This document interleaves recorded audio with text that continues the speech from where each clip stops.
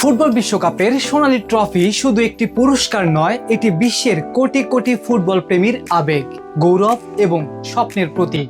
বর্তমান ফিফা বিশ্বকাপ ট্রফির উচ্চতা 37 সেন্টিমিটার, ব্যাস 13 সেন্টিমিটার এবং ওজন প্রায় 6.1 কেজি। এটি 18 ক্যারেট সোনা দিয়ে তৈরি, যেখানে ব্যবহার করা হয়েছে মোট 6175 গ্রাম সোনা, অর্থাৎ প্রায় 617 ভরি 5 গ্রাম সোনার সমপরিমাণ মূল্যবান ধাতু রয়েছে এই ট্রফিতে। ট্রফিটির নকশাও অত্যন্ত অর্থবহ। এতে দেখা যায় দুজন মানুষ তাদের মাথার ওপর পৃথিবীকে তুলে ধরেছে। এর মাধ্যমে ফুটবলের বৈশ্বজনীন ঐক্য ও বৈশ্বিক আবেদনকে প্রতীকীভাবে প্রকাশ করা হয়েছে।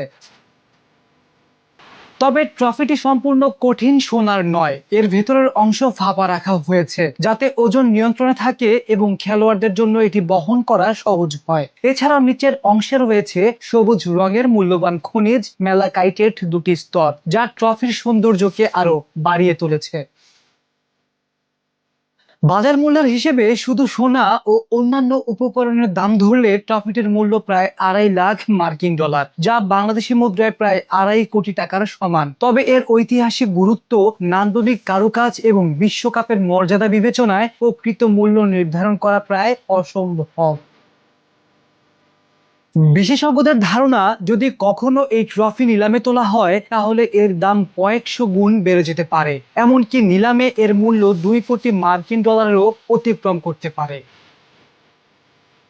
বর্তমান বিশ্বকাপ ট্রফির নকশা তৈরি করেছিলেন ইতালীয় শিল্পী। 1970 সালে ফিফা আয়োজিত একটি আন্তর্জাতিক প্রতিযোগিতায় তার নকশা নির্বাচিত হয়। এর আগে বিশ্বকাপ জয়ীদের হাতে তুলে দেওয়া হতো জুলিস রিমিট ট্রফি। 1970 সালে তৃতীয়বার বিশ্বকাপ জয়ের পর ব্রাজিল স্থায়ীভাবে সেই ট্রফির মালিকানা লাভ করে।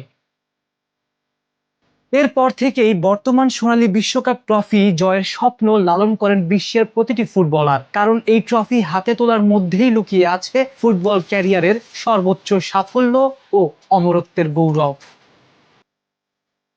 আকাশ সাদ, ডেস্ক রিপোর্ট।